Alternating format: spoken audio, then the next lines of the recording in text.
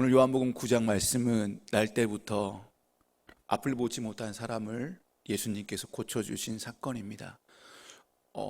실로암 맹인이라는 그 닉네임을 갖고 있는 본문입니다. 오늘날 예수님과 제자들이 이렇게 길을 가다가 날 때부터 앞을 보지 못한 사람을 만났습니다. 그런데 제자들은 그 사람을 보면서 예수님께 정말 황당한 질문을 합니다. 이 사람이 앞을 보지 못한 게 태어난 것이 누구의 죄 때문입니까? 이 사람의 죄입니까? 아니면 부모의 죄 때문에 이 사람이 앞을 보지 못합니까? 라는 질문합니다. 제자들은 평생 어둠 속에 갇혀있던 이 실로암 맹인의 이 고통에는 아무런 관심이 없는 것처럼 보입니다.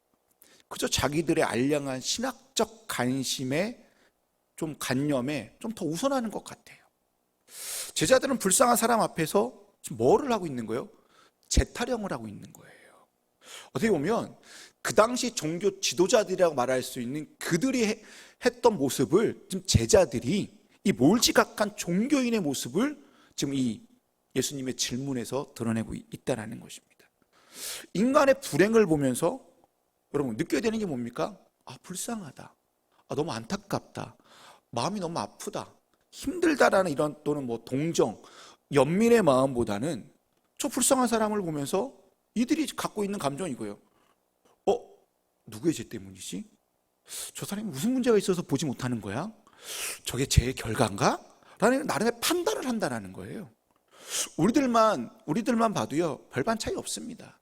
우리 사회 안에요, 우리가 가지고 있는 사고가요, 응가응보적 사고가 너무나 많습니다. 그 대표적인 예가 성경에 보면 욥기예요. 욥의 고통 가운데 있던 새 친구가 찾아와서 위로를 하기 위해서 찾아옵니다. 근데 이들의 한결같은 내용은 뭐예요? 욥한테 이렇게 얘기합니다. 너가 하나님 앞에 잘못해서 그래. 그래서 하나님 앞에 벌 받은 거야. 그러니까 하나님 앞에 뭐 하라는 거예요? 회개해. 하나님께서 용서해 주면 너 다시 회복할 수 있어 라고 얘기를 해요. 때로는 우리는 공의 하나님의 영역까지 뭐예요? 침범해요. 그래서 저주를 얘기하고요, 심판을 얘기를 하고요, 더 나아가서는 지옥까지 사람들에게 서슴없이 얘기한다는 거예요. 다른 사람의 불행을 보면서 죗값을 치르는 거야, 하나님께서 벌 주신 거야 라고 너무나 쉽게 가볍게 얘기를 한다는 거예요. 이처럼 제자들은 이 사람의 아픔을 느끼는 게 아니라 신학적인 관점을 뭐하고 있다는 거예요? 따지고 있다는 거예요. 최소한 예수님의 제자였다라면 이들은 뭐부터 해야 돼요? 고통을 먼저 볼 수 있어야 된다는 거죠. 왜 그럴까요? 제자들은요, 예수님이 치유한 능력이 있었다는 것을 누구보다도 잘 아는 자들이에요. 그렇기 때문에 예수님께 나가가서 주님, 저자가 너무 불쌍합니다. 저자가 태어날 때부터 지금까지 앞을 못 봤다고 하는데 그 고통에서 벗어날 수 있도록 주님께서 어루만져 주시고 치유해 주시면 안 될까요? 라고 이렇게 질문했어야 된다는 거예요. 그런데 이들은 이 질문 앞에 예수님은 아주 단호하게 말씀하십니다. 3절 말씀입니다. 볼까요? 이 사람의 죄를 지은 것도 아니요, 그의 부모가 죄를 지은 것도 아니다. 하나님께서 하시는 일을 그들에게 드러내시는 것이다라고 얘기해요. 그러니까 제자들은 좀 전에 신학부터 따졌는데 예수님은 그것이 아니다라고 얘기하면서 화제 전환을 누구한테 돌려요? 그러니까 이 사람의 불행은 이 사람의 잘못이 아니라 뭐다? 하나님한테 지금 찾고 있다는 거예요. 그러니까 과거의 누구 때문에, 과거의 죄 때문이 아니라 이 일을 통하여 하나님의 큰 일을 이루신다라는 미래 지향적인 관점으로 예수님은 전환시켰다는 거예요. 그리고는 예수님이요, 실로암 소경은 뭐예요? 치료해 주세요. 그래서 보지 못하는 고통으로부터 해방시켜 주십니다. 여기까지 보면 오늘 본문의 사건이요, 일단락 되는 것처럼 보입니다. 그런데요, 13절 이후부터 전혀 다른 양상이 나타납니다. 예수님이 실로암 소경을, 이 맹인을 앞을 보게 하자 바리새인들 사이에서 소란이 일어나게 됩니다. 갑론을박이 막 벌이는 거예요. 예수님이 실로암 맹인의 눈을 뜨게 하신 날이 이날이 안식일인데 그가 안식일을 범했다라는 거죠. 그러면서 생트집을 잡으면서 따지기 시작합니다. 16절 말씀입니다. 바리새파 사람들 가운데 더러는 말하기를 안식일을 지키지 아니하는 것을 보아서 그는 하나님에게서 온 사람이 아니요 하였고, 더러는 죄가 있는 사람이 그렇게 그러한 표징을 행할 수 있겠소 하고 말하였다. 그래서 그들 사이에 의견이 갈라졌다라고 기록하고 있습니다. 여러분, 참으로 기가 막힌 노릇입니다. 바리새인들은 여전히 지금 뭐만 따지고 있는 거예요? 누가 죄인인가에만 관심이 있어요. 죄를 찾는 데만 관심이 있어요. 날 때부터 앞을 보지 못한 사람이 눈을 떠서 뭐예요? 세상을 처음 보게 됐잖아요. 그러면 거기에 대해서 함께 기뻐하고 함께 축하해 줘야 되는데, 그들은 그거에는 아무런 관심도 없고요, 그 사람의 처지에는 눈꼽만큼 관심이 없어요. 그냥 자기네들이 가지고 있던 이념과 전통과 이념이 더 중요했어요. 그렇기 때문에 유대 사회의 종교적 이념이 뭐든 간에 주님은 뭐 하기로 해서 오신 거예요? 끊임없이 죄인들을 용서해 주고 아픈 사람들을 치유해 줘서 그들을 구원시키게 이 땅에 오셨는데, 종교와 교회가 사람들을 툭하면 너 이거 잘못했어, 너 잘잘못을 따지고 있고 그 사람의 죄를 지적하고 있다면 누가 교회를 마음 편히 나올 수 있을까요? 교회는요, 앞을 보지 못한 사람이요 보게 된 것을요 그냥 함께 기뻐하고 함께 축하할 수 있는 곳이어야 돼요. 마치 내일처럼 기뻐하고 하나님께 영광을 돌릴 수 있는 곳이 교회이어야 됩니다. 누가복음 15장을 보시게 되면 세 가지의 비유가 나옵니다. 그 중에 첫 번째가 잃은 양의 비유고요, 두 번째가 잃은 돈, 그러니까 드라크마 비유가 나오고요, 잃은 아들의 비유가 나오고 있습니다. 근데 이 세 개의 공통점이 무엇인지 압니까? 양과 드라크마와 아들을 다 찾았다라는 거예요. 근데 주인들이요, 찾았을 때에 자기만 기뻐하는 것이 아니라 벗과 이웃들을 불러서요 함께 잔치를 하였어요. 이게 교회의 모습이라는 거죠. 그런데 함께 축하하고 영광을 돌리지 못할지언정 그 앞에서 그들은 뭐 했습니까? 교회법을 따지는 거예요.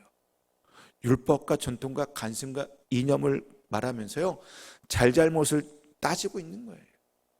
여러분, 이게 무슨 유익이 있습니까? 오히려 하나님의 영광만 가릴 뿐이라는 겁니다. 예수님의 관심은 딱 하나예요. 유대 사회가 종교적 이념 또는 법이 어떠하든 말든 예수님의 관심은 지금 고통받고 있는 사람들이 너무나 불쌍하다라는 거예요. 그 불쌍한 사람을 도와주는 것 외에는 아무런 관심이 없다라는 거예요. 예수님은 사람을 볼 때요, 그 사람이 누구냐를 볼까요? 아니면 그 사람의 처지를 볼까요? 예수님이 사람을 볼 때는요, 그 사람이 누구냐에는 관심 없어요. 그 사람이 지금 처해져 있는 처지만 본다라는 거예요. 그렇기 때문에 이 복음서를 보게 되면요, 예수님이요 함께 했던 사람들의 처지를 보면요 한결같아요. 죄인들이었어요. 세리였고요, 병든 자였고요, 소외된 자들이었고요, 어린아이였고요, 여자였어요. 특히 여인들 중에서는요 과부들이었어요. 그리고 가난한 자들이 있어요. 그런 자들이 특별한 더 관심을 가졌다라는 거예요. 왜 그런지 아세요? 그들은 유대 사회에서요 사람 대접 받지 못했어요.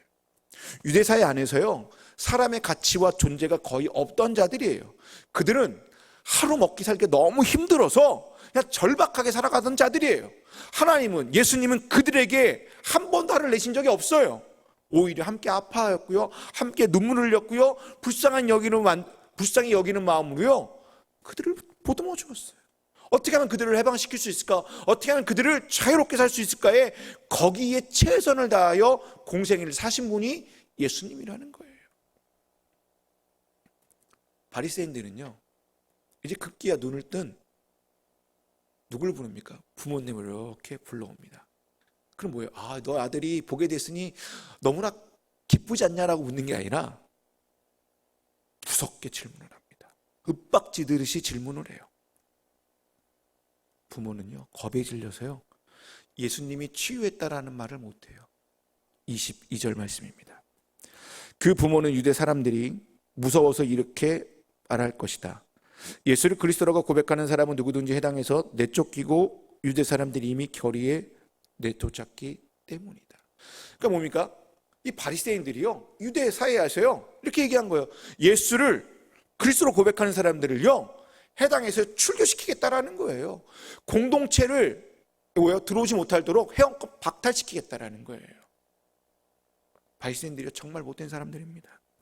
자신들의 기득권과 종교와 정치가 그들에게는 더 우선이었어요. 이들의 불쌍한 처지에는요, 눈꼽만큼 관심이 없습니다. 이제 바리새인들은요, 어떻게 합니까? 다시 실로암 맹인을 두 번째 부릅니다. 그러면 이렇게 얘기해요. 너 영광을 하나님께 돌려야지. 우리가 알기로 그 사람은 죄인이야 라고 얘기를 해요. 여러분 한번 생각해 보세요. 평생 앞을 보지 못하여 고통 속에 있던 이가 이런 정치적 신학적 이슈가 중요할까요? 자신을 고쳐준 사람이 죄인인지 아닌지가 중요할까요? 그리고 무엇 때문에 하나님께 영광을 돌리라고 하는 것인지도 몰라요. 지금 그에게 가장 중요한 것은 정치적 신학적 이슈가 아니에요. 날 때부터 지금까지 보지 못해서 너무나 고통스럽고 힘들었는데 지금 그 고통에서 벗어났다라는 것, 지금 보게 되었다라는 것이 너무나도 중요하다라는 거예요. 그렇기 때문에 바리새인 앞에서 이렇게 얘기합니다. 25절 말씀입니다.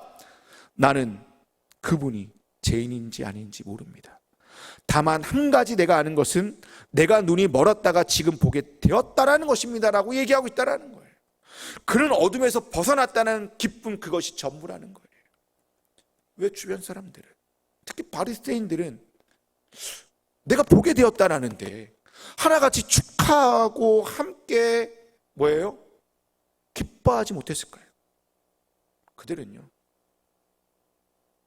예수님이 죄인이다라는 것을 이 사람한테나 또는 부모에게 듣고 싶었던 거예요. 근데 이 사람에게는요, 예수가 누구였는지, 예수님이 법을 지켰는지 안 지켰는지 아무런 관심이 없어요. 그냥 자신이 고통에서 벗어났다라는 것이 중요한 거예요. 근데 바리새인들은요, 이 사람의 고통에 벗어난 것보다 더 중요한 게 무엇입니까?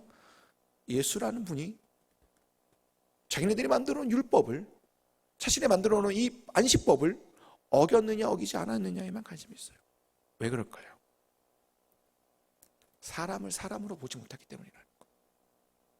사람을 사람으로 보면요, 사람의 고유한 가치와 고유한 의미를 보면요, 종교 정치 중요할까요? 하나도 안 중요해요. 여러분, 종교든 정치든 이 땅에 있는 이유가 무엇입니까? 사람을 사람으로 보기 위해서라는 거죠. 사람을 돌보기 위해서 정치가 있는 것이고 종교가 있는 것이고요, 교회가 있는 거라는 거예요. 요한복음 9장을 보면, 여러분 지금까지 보면 저는 재밌습니다. 집에 가서 한번 9장 1절부터요 41절까지 한번 집에 가서 한번 자세히 한번 천천히 한번 읽어보세요. 그러면요, 저처럼 재밌을 겁니다. 왜 재밌는지 압니까? 기적을 경험한 사람이 있어요. 눈을 뜬 사람이 있잖아요. 주변 사람들 중에요, 예수님이 치유한 것을 목격한 사람도 있어요. 근데 바리새인들만 여전히 믿지 못하고 있는 거예요. 이들은 계속해서 누가 죄인인지, 누구를 죄인으로 만들 것인가만 관심을 가지고 있어요.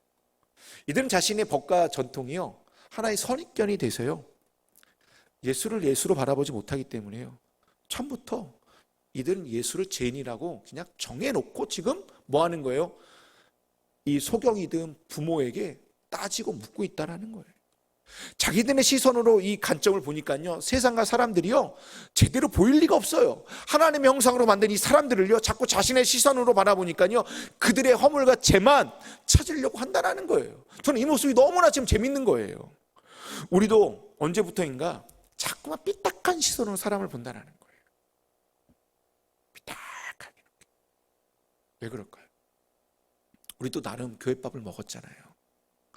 나름 신앙적인 경험도 있고요, 교회 틀 안에서 이렇게 살다 보니까요, 이것이 나도 모르게 이렇게 나의 테두리가 돼서요, 사람을 그 안에서 보는 거예요. 이걸 깨고 보는 게 아니라 이 안에서 보기 때문에요, 내가 만들어 놓은 이 시선에 사람들을 여기다 끼집어 넣는 거예요. 그리고 그 사람을 보니까요, 그 사람을 똑바로 보지 못하는 거예요. 오늘 본문은 이것을 죄라고 얘기하고 있다는 거예요. 41절 말씀입니다. 예수께서 그들에게 말씀하셨다. 너희가 눈이 먼 사람이라면 도리어 죄가 없을 것이다. 그러나 너희가 지금 본다고 말하니 너희의 죄가 그대로 남아있다라고 예수님이 말씀하십니다. 그럼 죄가 무엇일까요? 본다고 하면서 잘못된 시선으로 삐뚤어지게 보는 것이 죄라는 거예요. 자신의 죄를 보지 못하면서 다른 사람들의 죄만을 자꾸 이렇게 들추는 것이 뭐라는 거예요? 죄라는 거예요.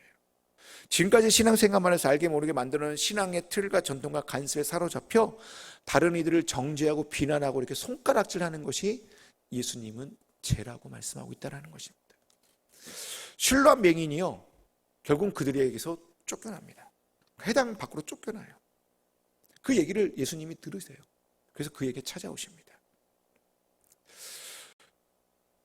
주님과 그가 만나는 이 자리는요, 어떠한 자리입니까? 쫓겨난 자리잖아요. 회당 밖으로 쫓겨났잖아요. 공동체 밖으로 쫓겨난 거잖아요. 그 자리에 지금 예수님 오셔서 만나는 자리잖아요. 여러분, 그 자리는요, 쉽게 말해서 기득권으로서 갑질을 받아 쫓겨난 자리라는 거예요. 그 쫓겨난 자리가 뭐예요? 이 사람에게는요, 눈을 떠서 새로운 삶을 살 수 있을까 하는 기대를 한순간에 무너뜨린 자리고요, 절망의 자리라는 거예요. 근데 그곳에, 그 절망과 무너진 자리에 예수 그리스도가 오셔서 그를 완전하게 뭐예요? 빚어주셔서 새로운 희망을 그에게 보여주셨다라는 거예요. 그래서 완전히 주님을 믿는 자가 됩니다. 그때 예수님이 뭐라고 얘기했는지 아십니까? 너는 인자를 믿느냐라고.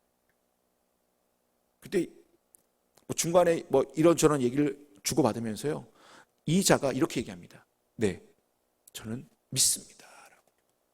여러분, 인자라는 말은요, 그 당시 금기어예요.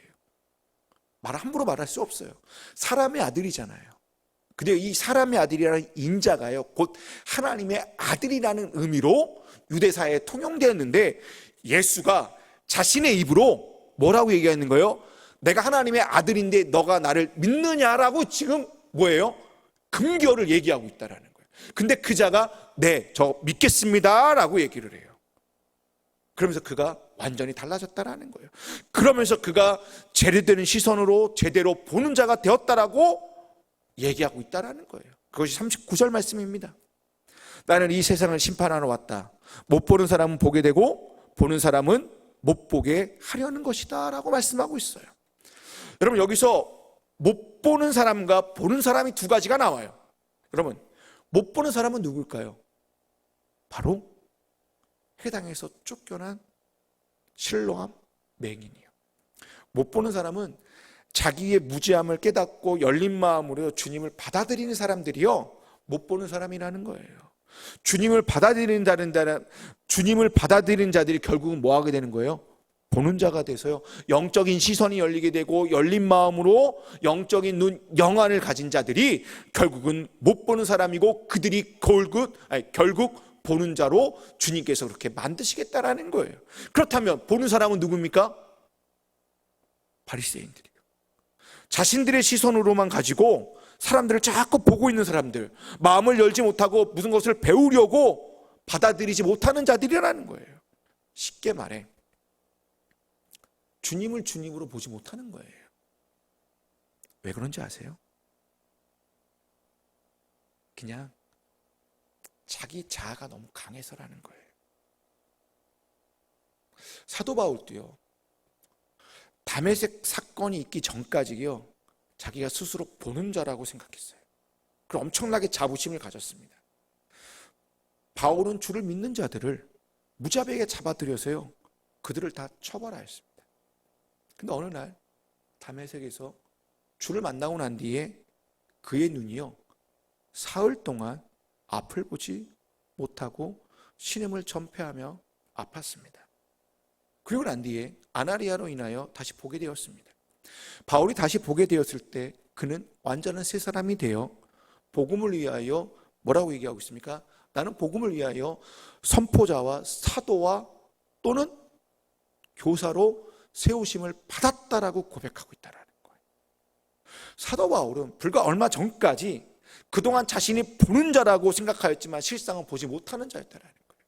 근데 다메섹 사건 이후 보지 못하는 자가 되었는데 결국은 제대로 보는 자가 되어 하나님 앞에 사도로 선포자로 교사로 세우심을 받았다라고 자기 입술로 고백하고 있다는 것입니다. 그럼 우리는 어떻습니까? 우리 모습 가운데 바울이 다메섹에서 주님이 만나기 전의 모습을 우리는 가지고 있다는 거예요. 우리도 스스로 보는 자라고 자부하며 살았다라는 거예요. 나름 교회 생활도 오래 했고요, 나름 신학적 경험도 있고요, 체험도 있고요, 교회법도 잘 알고요, 교회 전통과 규칙도 잘 알다 싶으니까 내가 보는 자라고 우리는 생각하였다라는 거예요. 정말 우리가 보는 자가 맞는지 한번 생각해 보세요. 여러분, 우리가 본 자일까요? 우리가 무엇을 보는 자일까요? 세상을 돌아가는 이치를 보는 자들일까요? 아니면 잘 되는 길, 잘 사는 길을 보는 자들일까요? 아니면 사람을 볼 때 외모로 보는 자들일까요? 아니면 좋은 사람과 나쁜 사람을 구별하기 위해 보는 것일까요? 아니면 이 땅이 좋은 땅인지 안 좋은 땅인지, 또는 이 주식이, 이 부동산이 여기에 투자하는 것이 좋은지 안 좋은지 보기 위해서 보는 것일까요? 아니면 제대로 된 시선으로 사람을 사람으로 보기 위해 보는 것일까요? 아니면 바리새인들처럼 삐뚤어지게 보고 있는 것이 아닌지 한번 지금 생각해 보아야 된다는 거예요. 여기서 보는 자는요, 딱 하나여야 돼요. 예수님의 마음으로, 예수님의 시선으로 보는 자이어야 한다는 것입니다. 여러분, 본다라는 것은요, 내 자아가 강하면 강할수록 볼 수 없게 된다는 거예요. 자아가 강하면 뭐가 되는지 아십니까? 내가 중요한 사람이라고 생각해요. 자기 중심적인 사람으로 변하게 되는 거예요. 그러다 보니까요, 모든 판단을요, 내가 옳다고 확신하기 때문에 그러지 못한 이들을 보면요, 마음이 불편한 거예요. 그래서 그들을 바깥으로 이렇게 자꾸 밀어내는 거예요.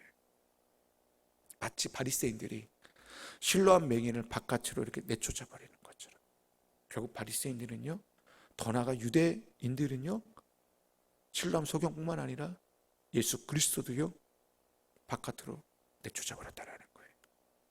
근데 예수님은 자기 백성을 거룩하게 하시려고 성문 밖으로 나가 고난을 받으셨다라고 히브리서 기자는 말씀하고 있다는 거예요. 히브리서 13장 12절 13절 말씀입니다. 예수께서도 자기의 피로 백성을 거룩하게 하시려고 성문 밖으로 고난을 받으셨습니다. 그런즉 우리도 그의 치욕을 짊어지고 영문 밖으로 그에게 나아가자라고 히브리서 기자는 고백하고 있습니다. 여러분, 우리가 진짜 보는 자라면, 우리가 주님의 마음으로 주님의 시선으로 올바르게 보는 자다라면 히브리 말씀처럼 영문 밖으로 나가는 자들이 되어야 되는 겁니다. 주님의 치욕을 짊어지고 주님의 고난에 동참하기 위하여 영문 밖으로 나가는 자들이 이 시대의 진정으로 보는 자라고 저는 생각합니다. 이제 말씀을 저는 마치겠습니다. 우리는 실로암 맹인처럼 못 보는 자였습니다. 이제 주 예수 그리스도의 은혜로 말미암아 이제 보는 자가 되었습니다. 하지만 여전히 우리 안에는 바리새인들처럼 본다고 자부하지만 제대로 보지 못하는 부분들이 있다라는 것입니다. 이제 이 시간 이후 저와 여러분들이 예수 그리스도의 은총으로 말미암아 주님의 마음으로 올바르게 보는 자들이 되기를 주님의 이름으로 축원합니다. 누군가의 죄와 허물을 먼저 보고 죄인인가 아닌가를 먼저 보는 것이 아니라 하나님께서 우리에게 행하실 놀라운 역사를 먼저 보는 자들이 되기를 축원합니다. 주님께서 만드신 창조 질서를 보면서 주님을 찬양하는 자들이 되시고, 주님의 말씀하신 성경을 보면서 주님의 말씀을 헤아리고 자신의 부족한 모습을 보는 자들이 되시기를 바랍니다. 그래서 궁극적으로 주님께서 선포하신 하나님의 나라를 보는 자들이 다 돼요. 여러분의 그 일상에서 그 나라를 나타내는 자들이 다 되시기를 주님의 이름으로 축원드립니다. 기도하시겠습니다.